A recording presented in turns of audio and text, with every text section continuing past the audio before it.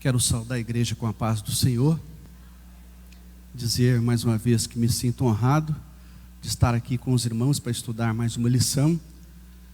Agradeço a Deus em primeiro lugar que tem nos dado essa vitória e por ter também usado os seus servos, Pastor I. José do Carmo, Pastor Samuel e o Pastor Josair, para nos dar mais uma oportunidade de, junto com os irmãos, estudar mais uma lição.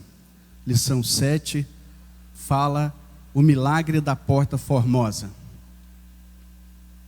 Quando nós estudamos essa lição, nós vamos ver que era um costume judaico orar 3 vezes ao dia. Eles oravam a hora terceira, que era às 9 horas da manhã, a hora sexta, que era às 12 horas, e a hora nona, como fala aqui na nossa lição, que era às 15 horas. Então era um costume deles orar essas 3 vezes. E também era costume ali, naquele templo, principalmente nessa porta, a Porta Formosa, colocarem pessoas que precisavam receber esmolas para sobreviver. Porque também o judeu, ele entendia que o dar esmolas era algo que agradava a Deus. E nós sabemos que realmente isso agrada a Deus. Só que o judeu fazia isso de uma forma que Deus não se agradava. Ele fazia para se vangloriar, para aparecer e para mostrar santidade a todos que ali se encontravam. Então, sabedor desse costume, as pessoas que necessitavam, os coxos, os cegos, os surdos, mudos, aquelas pessoas que eram desprovidas de condições de sobrevivência de si próprias, elas então se colocavam ali à Porta Formosa para receber esmolas. E não era diferente com esse coxo. Ele, nascido dessa maneira, ele, naquela época, não era costume do povo preparar aquelas pessoas que tinham defeitos físicos para sobreviver. Hoje nós sabemos que muitas pessoas, mesmo não tendo condições físicas suficientes, sendo coxos, cegos, surdo, mudo, elas têm condições de sobreviver. Muitos são até juízes, promotores, são pessoas importantes dentro da sociedade. Mas naquela sociedade local, isso jamais iria acontecer. Por quê? Eles eram tidos como malditos. Eles tinham nascido daquela maneira porque os pais haviam pecado. Então eles, diante da sociedade, diante da religiosidade judaica, eles eram malditos. Eles não tinham direito a nada, eram renegados pelaquela sociedade. Então, essas pessoas estavam determinadas a viver o resto da vida como pedintes, como alguém que necessitava da ajuda dos demais para sobreviver. E a situação desse coxo ainda era pior ainda, porque ele tinha que se arrastar para chegar à Porta Formosa. E todos sabem que naquela época não tinha ruas pavimentadas, era tudo pedregulhos, era areia, era problemática. Então ele tinha que ter pessoas que tivessem piedade dele, e carregava ele todos os dias e colocava ele na porta, todos os dias carregava de volta para a casa dele, e assim era a rotina daquele homem. E a Bíblia diz, e nós estudamos, que por mais de 40 anos a vida dele foi daquela maneira. E aquilo também trazia sobre ele um certo constrangimento em relação aos demais, e um certo, vamos dizer assim, como eu posso dizer, um certo ódio dos pais. Eu sou assim porque meus pais pecaram, a culpa não é minha, os meus pais cometeram o pecado e eu estou desse jeito. Então era uma pessoa realmente muito triste e afastada da sociedade, era uma pessoa renegada em todos os pontos, e é uma pessoa que se sentia muito mal dentro dela mesma, de ser daquela maneira e de achar que a culpa era dos pais que havia pecado. Porquanto, quando uma mãe naquela época estava grávida, ela orava bastante para que o filho viesse com muita saúde, porque se ele viesse com problemas, aquilo era imputado aos pais. Era um pecado dos pais. Os pais haviam pecado e agora o filho estava recebendo as consequências do pecado. Estava vivendo daquela maneira. Então, aquela sociedade local entendia dessa maneira, que ele estava, na verdade, recebendo um castigo porquanto os pais deles haviam pecado. E ele estava ali na Porta Formosa, ou dourada, como diz aqui o texto da nossa lição. Segundo os historiadores, aquela porta, ela media em torno de 25 metros de altura, 21 metros de largura, e era necessário 20 homens para abrir a porta e fechar a porta todos os dias. E segundo a história também, essa porta era conhecida como a porta de Nicanor, porque entendiam que um judeu chamado Nicanor de Alexandria, muito rico, próspero, havia confeccionado aquela porta e doado ao templo. Por isso era uma porta formosa, porque ela era superior às demais. Havia um brilho muito grande naquela porta, principalmente quando o sol batia naquela porta.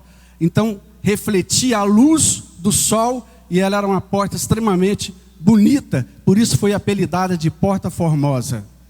Então ali, todos os dias, eles levavam o coxo à porta do templo, para estar ali diante do templo, procurando receber donativos, esmolas para sobreviver.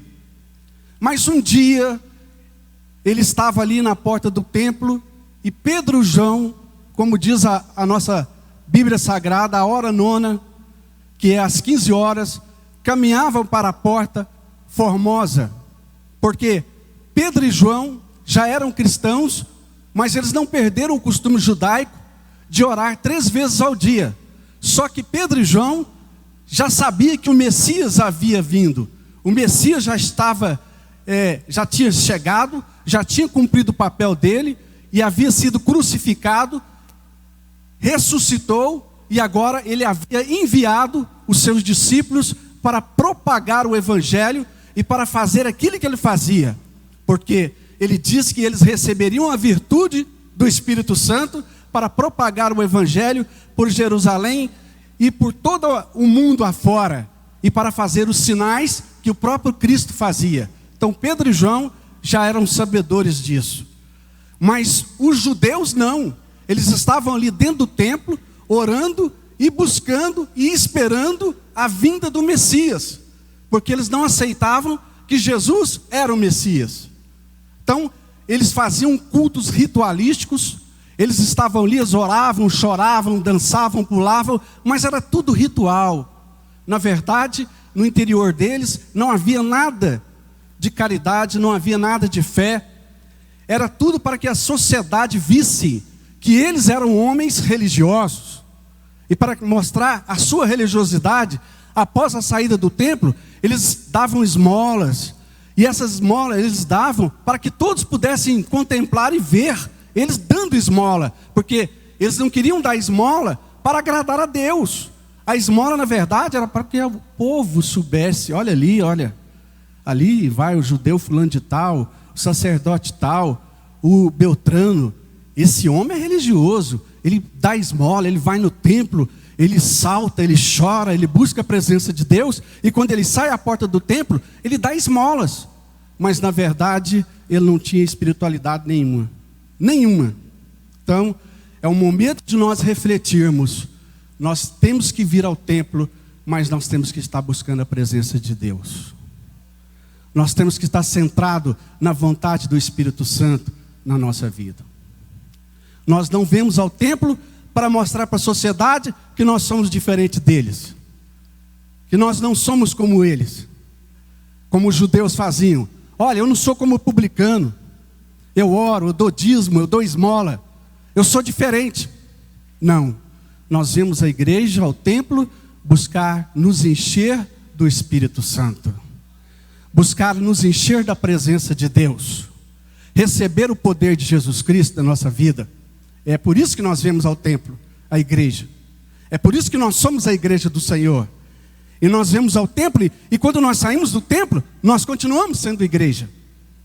Nós não somos igrejas só quando estamos aqui. Nós somos igreja quando estamos andando pelas ruas da cidade. As pessoas têm que sentir em nós diferença.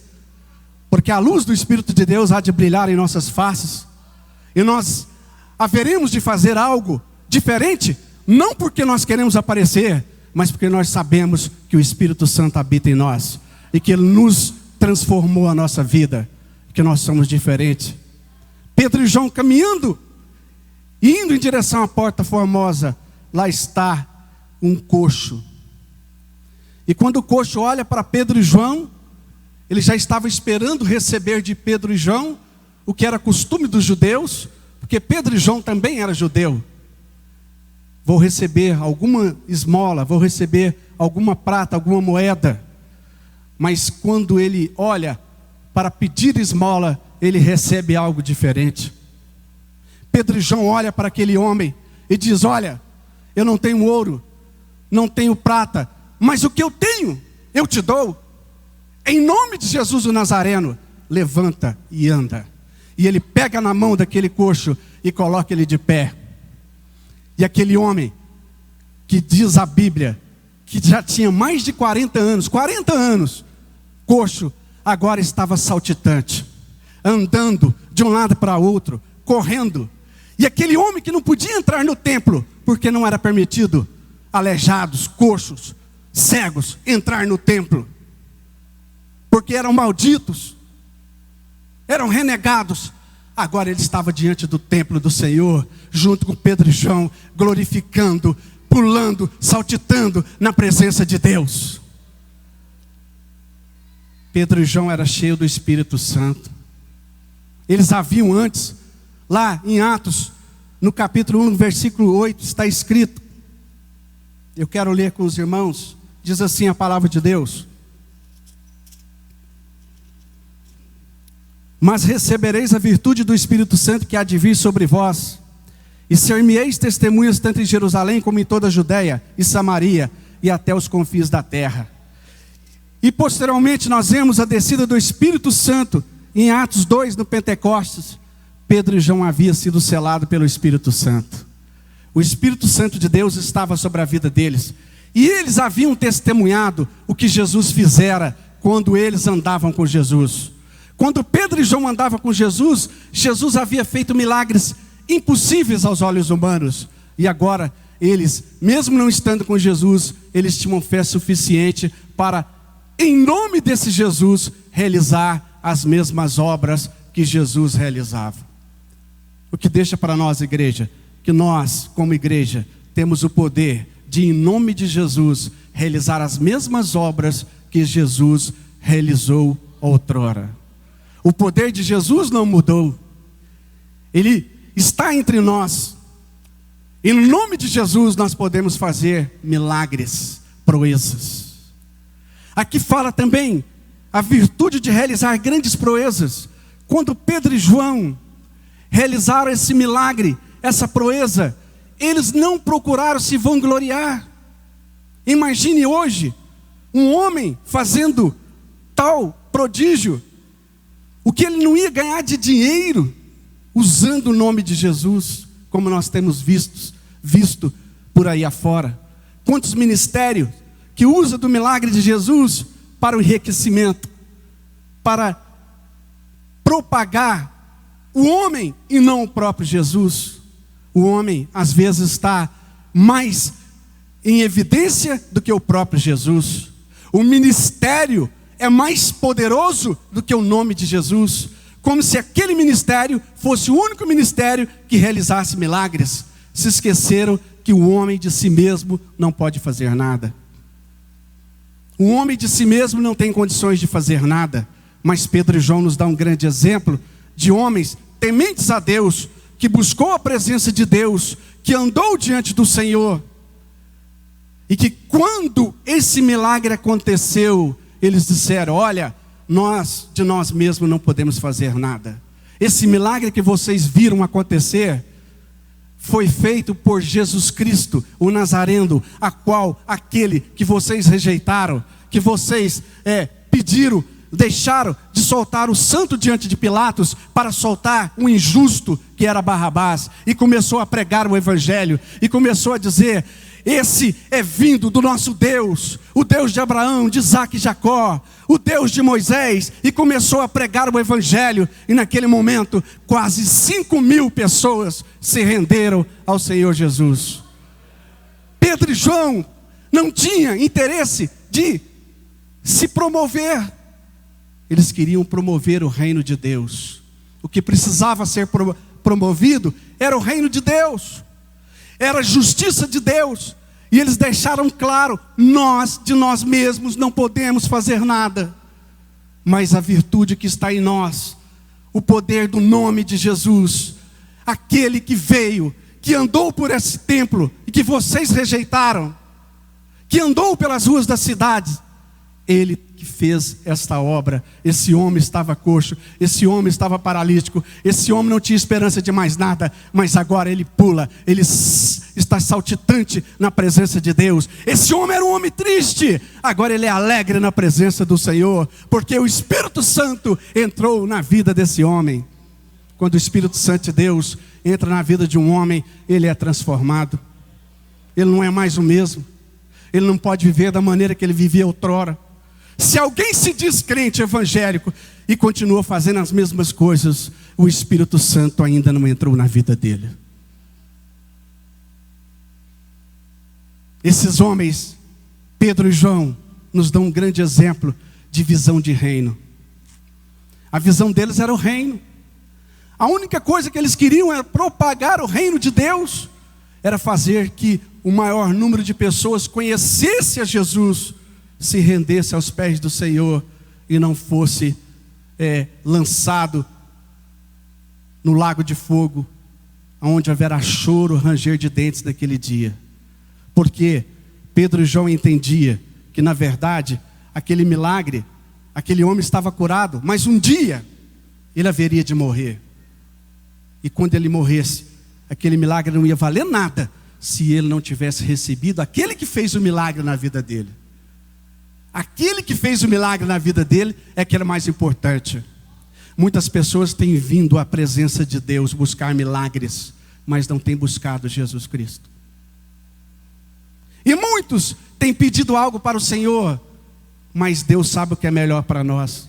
Aquele homem esperava receber esmolas, pratas, mas recebeu a cura divina. Deus sabe o que é melhor para você, Deus sabe o que é melhor para mim. Às vezes nós estamos pedindo algo para Deus, e Deus está olhando para mim: vou te fazer muito mais, além do que você pensa e imagina, porque nós não sabemos como orar e nem como convém, mas o Espírito Santo de Deus intercede por nós com gemidos inexprimíveis diante do Pai. E Ele faz algo, coisas maravilhosas em nosso favor.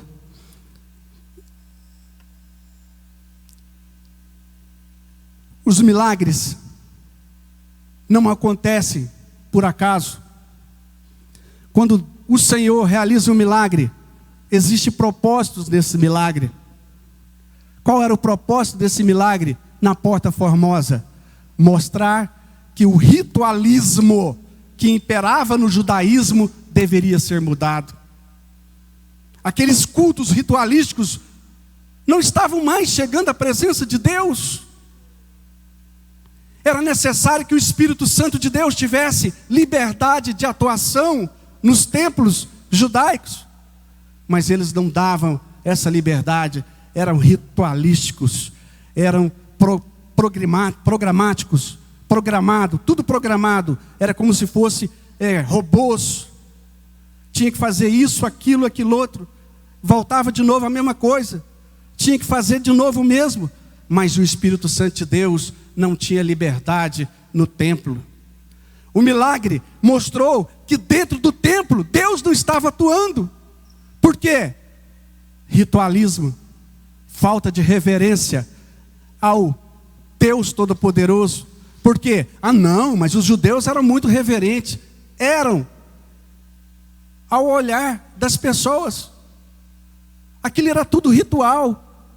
Como eu acabei de falar, e a Bíblia diz, eles faziam aquilo, mas não viviam aquilo. Eles se faziam de santos, mas não viviam em santidade. Eram homens preocupados somente com a aparência, com a sociedade. Nós não temos que nos preocupar com isso. Nós estamos aqui na casa de Deus. E nós não viemos hoje, não, eu vou hoje que o pastor precisa me ver. O irmão precisa ver que eu estou indo à escola bíblica dominical. O meu vizinho precisa saber que eu levantei cedo para a igreja. Não, eu vou lá porque eu quero sentir a presença de Jesus. Eu quero me encher do Espírito Santo. Eu quero ser renovado, transformado a cada dia. E eu quero buscar cada vez mais me encher da glória de Deus. Esse milagre tinha o propósito de dizer, olha, 40 anos esse homem esteve aqui na porta do templo e as suas orações não foram suficientes para fazer nada. Nada aconteceu na vida dele. Não, paralítico não pode entrar aqui. Ele é maldito. Os pais dele pecaram, legalistas ao extremo. Que piedade é essa? Que não permitia mulheres entrar no templo. Elas tinham o lugar à parte para orar. Que não permitia pessoas desafortunadas entrar no templo. Aquela porta formosa, quando nós estudamos a história, diz que ali passavam homens ricos, endinheirados, afortunados, sacerdotes, escribas, homens que tinham algum status social. Somente esse tipo de gente que passava diante daquela porta. Por isso era um lugar especial também para pedir esmola, porque quem passava ali tinha condições de dar boas esmolas, de demonstrar uma caridade maior. Mas na verdade eram extremamente legalistas, ritualistas, e aquele ritual deles já não mais interessava a Deus. Quando Pedro e João chegam ali, não tinha ouro, não tinha prata, não tinha nada daquilo que eles tinham, mas eles tinham um poder que estava sobre eles, o poder do nome de Jesus. Nós não podemos perder de visão o poder do nome de Jesus. No nome de Jesus nós podemos fazer proezas. No nome de Jesus nós podemos realizar maravilhas. Porque Jesus continua o mesmo, Ele não mudou. Ele é o mesmo hoje, ontem, será eternamente. Nós não estamos aqui estudando uma história do passado. Isso aconteceu no passado, mas acontece no presente e vai continuar acontecendo no futuro, porque Jesus não muda e Ele não vai mudar nunca, até o dia da volta dele para buscar a sua igreja. Enquanto isso, nós temos a responsabilidade de zelar pelo nome de Jesus.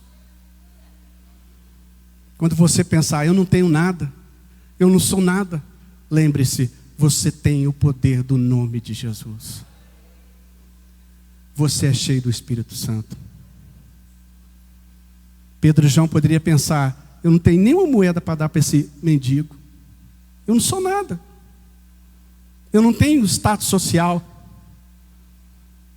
Mas pelo contrário, ele disse, não tenho ouro não. Eu não tenho prata não. Mas o que eu tenho é muito mais valioso do que prata e ouro. O que eu tenho eu te dou. Levanta e anda. Como é maravilhoso estar na presença de Deus, sentir o poder de Deus.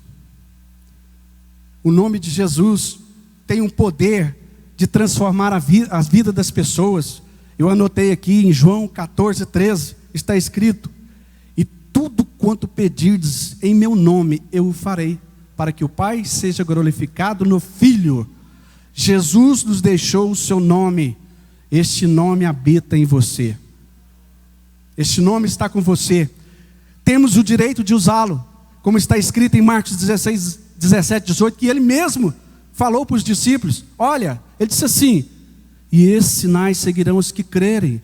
Em meu nome, expulsarão demônios, falarão novas línguas, pegarão em serpentes, e se beber alguma coisa mortífera, não lhes fará dano algum. Imporão as mãos sobre os enfermos e os curarão. Esse é um mandamento do próprio Jesus. Para quem que ele deixou isso? Para os seus discípulos. E os seus discípulos formaram o quê? A igreja. E nós hoje somos discípulos do Senhor, a igreja do Senhor. E nós temos um mandamento do Senhor. Não é só o direito de usar, não, é um mandamento. Nós temos o mandamento de orar pelos enfermos e curar, de expulsar demônios, de fazer coisas impossíveis acontecerem, porque nós temos o poder do nome de Jesus. O poder do nome de Jesus é algo maravilhoso na vida de cada um de nós. Aqui fala no tópico 3, milagres que não acontecem por acaso, e no tópico 1 ele fala assim, ele foi curado instantaneamente, mostrando que, quando eu li essa parte do texto dessa revista, eu imaginei, e ele falou de Naamã. Naamã, todos sabem, que quando foi para ele ser curado, ele recebeu do profeta Eliseu uma determinação.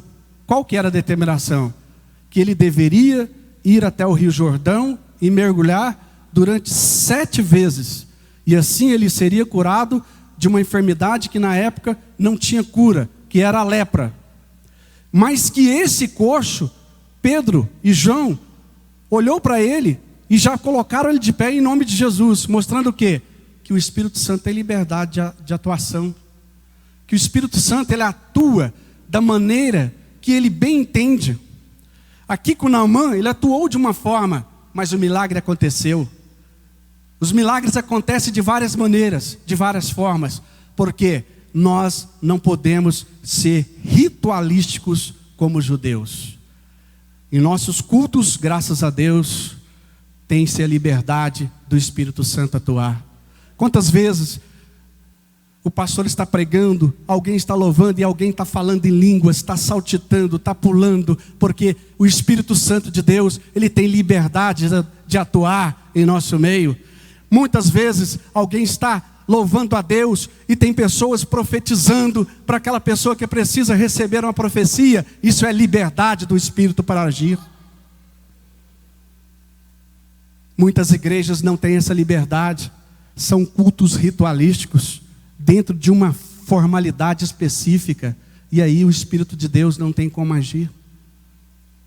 Eles cerceiam a liberdade do Espírito Santo agir, e aí não acontece milagres, não acontece nada, porque é necessário que nós entendamos o agir do Espírito, e Ele age à maneira dele, não é da minha forma.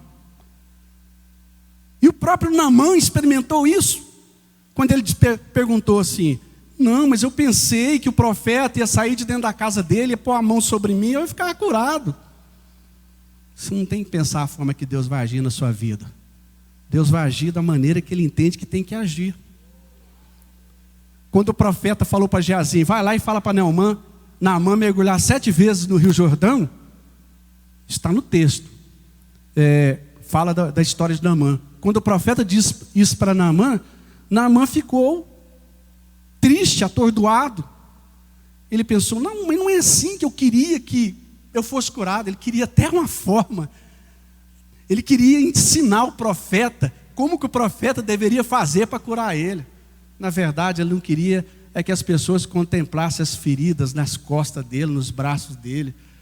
Porque ele era um general, ele era autoridade, ele tinha status, e ele não queria agora se despir daquela farda pomposa e agora mergulhar num rio, segundo ele, sujo, águas turvas, sendo que lá na cidade dele, em Damasco, havia águas cristalinas. Como que Deus pode agir assim comigo? E ele queria voltar para trás. Não, dessa maneira eu não faço.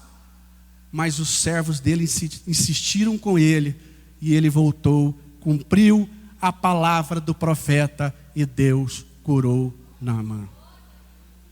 Mostrando o quê? O Espírito Santo age da maneira dele, a forma dele. Tem hora que ele te cura instantaneamente, tem hora que você precisa esperar, tem hora que ele age de uma outra maneira, tem hora que ele usa um medicamento, como ele usou com Ezequias, pastas de figo, colocou nele, para depois ele ser curado.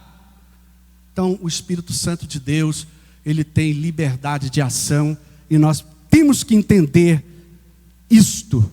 E a Bíblia diz que todos conheciam aquele homem. Já imaginou?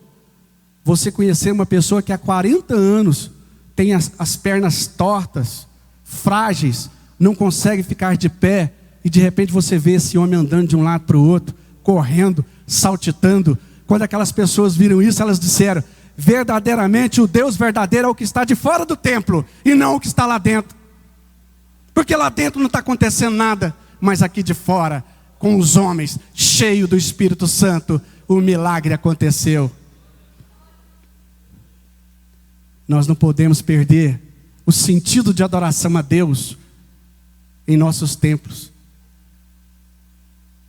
Nós precisamos entender a atuação do Espírito Santo de Deus em nossos templos, porque os milagres precisam acontecer aqui e vão continuar acontecendo lá fora, porque quando você sair daqui, você é a igreja do Senhor, e você está com o nome de Jesus para declarar a vitória na vida das pessoas. O texto diz que aquele homem olhou para Pedro e João esperando receber algo. O mundo precisa receber algo de nós, e eles esperam algo de nós.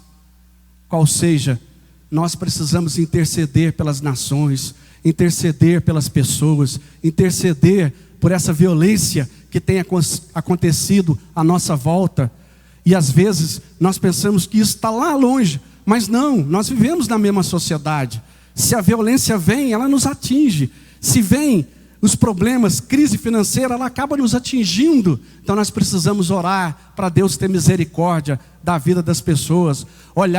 Nós precisamos orar, interceder para que Deus coloque pessoas competentes nas pastas corretas para gerir os destinos da nossa nação, os destinos da humanidade, porque as autoridades são constituídas por Deus. E alguém vai dizer: mas como fulano está lá?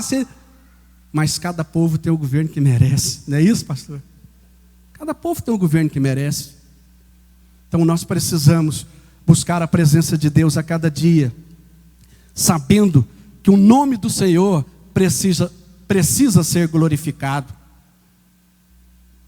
Pedro e João nos mostra quão é importante nós glorificarmos o nome de Jesus. O tempo todo nós temos que estar glorificando o nome do Senhor. Nós temos a mania, de às vezes querer que as pessoas nos enalteçam. O irmão estava pregando, eu fui curado. O irmão orou, pôs a mão sobre mim, eu recebi isso. Ninguém tem nada para te dar. Quem tem é o Espírito Santo. O Espírito Santo é que pela misericórdia dele me usa você, aonde você estiver. E nós nem temos merecimento de coisa alguma, porque nós temos defeitos diante do Senhor. Não temos merecimento algum, mas pela misericórdia de Deus, Ele te usa e vai continuar te usando para fazer diferença aonde quer que você esteja, para transformar a vida das pessoas, para mudar a posição. Aquele coxo agora não precisava mais se assentar na porta do templo para mendigar. Ele agora podia trabalhar, podia constituir família, podia ser um empresário, podia ser agora um trabalhador. Ele agora teve a sua vida totalmente modificada. Um milagre que aconteceu na vida dele modificou toda uma história na vida daquele homem. A história dele foi mudada totalmente. Totalmente. O Senhor mudou radicalmente a história na vida daquele homem. Agora ele não ia mais precisar ficar ali.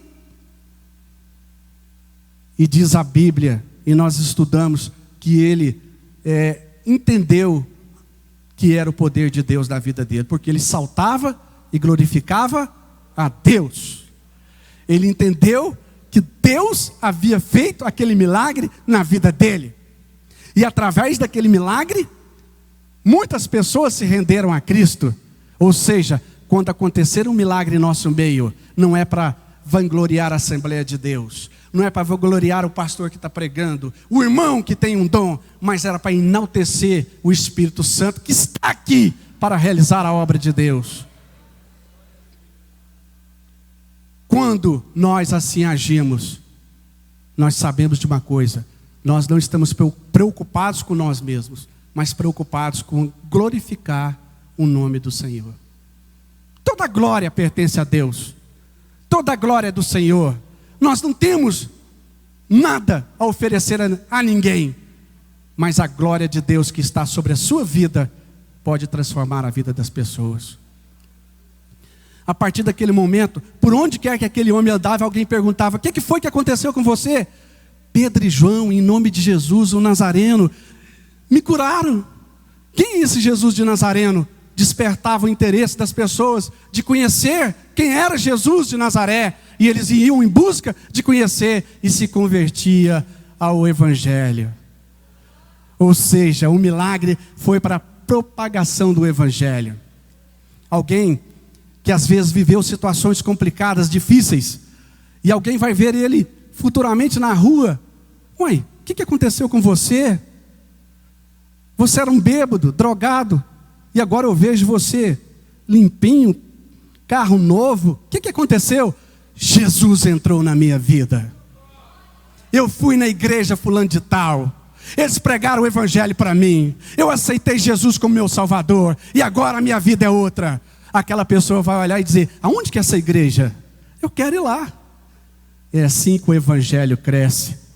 É assim que o reino é glorificado. Não é por minha causa. Se alguém vai numa igreja porque o pastor fulano está lá, está errado. Você vai na igreja e buscar Jesus Cristo, buscar a glória de Deus, a presença do Espírito Santo. Eu não quero exaltar a Assembleia de Deus porque eu pertenço a ela e Deus me mandou para ela, mas a Assembleia de Deus ainda prega o Evangelho do Reino e espero que nunca deixe de pregar o Evangelho do Reino. Nós não estamos preocupados aqui com sensacionalismo, com ritualismos. Nós estamos preocupados em glorificar o nome do Senhor. E vocês são testemunhas disso. Aqui não existe ninguém que se vangloria de um poder, de uma autoridade que Deus tem dado a ele. Mas todos nós sabemos que de nós mesmos nós não podemos fazer coisa alguma. Mas quando nós estamos pregando, nós sabemos que Jesus está aí, andando pelos bancos, visitando aquelas pessoas carentes, transformando a vida das pessoas, levantando aqueles que estão caídos e fazendo com que eles se firmem na presença do Senhor. Este é o objetivo do milagre que nós vimos aqui na Porta Formosa: glorificar o nome de Jesus, enaltecer o nome do Senhor e fazer com que o Evangelho do Reino cresça e vá se expandindo por toda a terra, como foi a própria determinação do Senhor aos apóstolos: ide por todo mundo e pregar o Evangelho. Vai fazendo sinais, vai fazendo prodígios, vai mudando situações, porque eu estarei com vocês. Use o meu nome, em meu nome vocês têm autoridade para libertar os cativos, em meu nome vocês têm autoridade para levantar os coxos, em meu nome vocês transformarão a vida das pessoas, porque o meu nome tem poder. Isto é o Evangelho de Jesus Cristo. Esta é a principal condição de nós pregarmos o Evangelho, não para nos vangloriar, mas para enaltecer e glorificar o nome do Senhor. Os irmãos queiram ficar de pé. Não tocou o sinal, mas eu já vejo ali que o tempo já está chegando ao final. Eu sempre deixo no final para falar alguma coisa, porque nesse tempo de Evangelho, e mesmo antes eu sei que Deus já estava realizando obras na minha vida, eu sempre dentro do texto eu procuro falar alguma coisa que Deus fizera na minha vida e que pode aumentar a fé das pessoas. Aqui fala da cura instantânea, que é a cura do coxo. E também fala da cura de Naamã, que ela não foi instantânea. Ela teve uma condição. Deus esperou uma forma de agir na vida de Naamã para que ele pudesse ser curado. Isso aconteceu comigo também. Eu, quando tinha mais ou menos 16 anos, eu recebi um diagnóstico que eu estava com uma enfermidade chamada varicocele, que a única situação para mim era passar por uma cirurgia. E aquilo me deixou muito angustiado, agoniado. E eu era católico, fervoroso, eu ia na igreja todos os dias. Mas lá era ritualismo. Eu sabia que, no fundo, lá não tinha poder para fazer nada. Eles não oravam pelos enfermos. Não tinha nada disso. E um dia eu ligo o rádio, na hora do almoço, e tinha um programa que chamava A Hora do Missionário. Ele está vivo ainda, dirige a igreja. Posso falar o nome, pastor? É uma igreja de ponta também, uma igreja que creio que prega o reino. Evangelho Quadrangular. Ele dirige a igreja Evangelho Quadrangular já há mais de 40 anos. Né? E ele tinha esse programa ao meio-dia. E ele orou. Eu sei que tem gente que não concorda com isso, mas o Espírito Santo tem liberdade de ação, não tem, irmãos? O Espírito Santo tem liberdade de ação. Ele orou e naquele momento ele falou assim: você que está com algum problema, coloca um copo de água do lado do rádio. Eu sei que muitos não concordam. E se eu estou errado, me perdoa, pastor. Mas o Espírito Santo tem liberdade de ação, irmãos. E eu coloquei o copo d'água do lado daquele rádio, ele orou, eu tomei aquela água. E quando eu fui fazer a visita no médico novamente, junto com meu pai, o médico: uai, o que aconteceu? Você não tem mais nada aí. O que foi?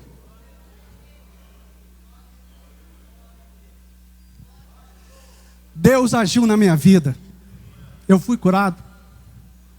Mas posteriormente, eu tive um outro problema, que foi como Naamã. Eu lembrei disso. Eu falei, eu vou contar.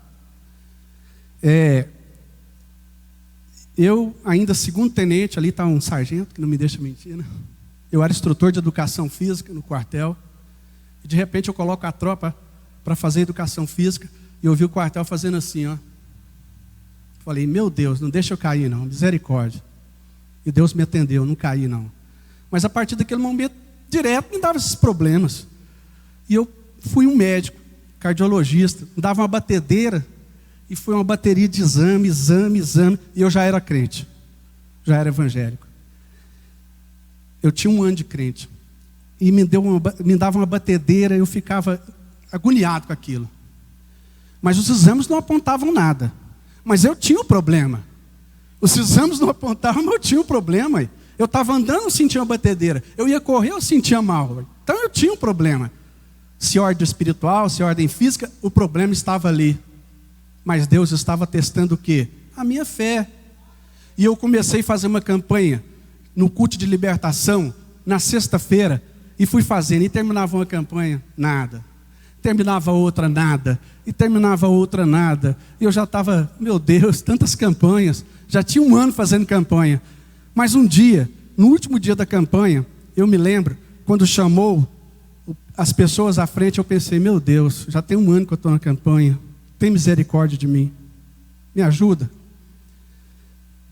E quando o presbítero orou, presbítero na época, Antônio Salles, hoje é pastor, ele orou e ele terminou a oração, ele disse assim, eu vi um anjo entregando um coração na bandeja, novo. A partir daquele momento, eu nunca mais senti nada. O Espírito Santo tem liberdade de agir. Ele age da maneira dele, a forma dele. De uma maneira, ele me curou de forma instantânea. De outra maneira, eu precisei esperar a hora de Deus.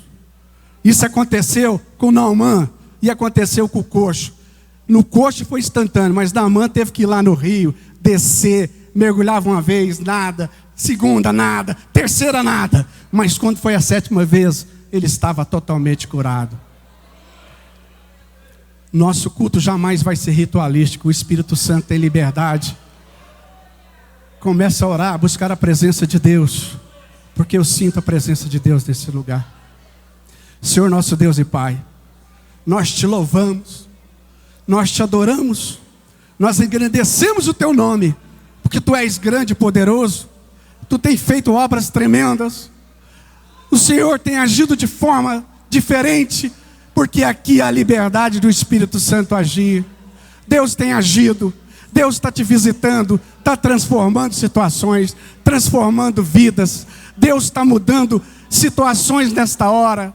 Aquilo que você pensa que não vai alcançar, Deus está te dando agora, porque Deus é poderoso.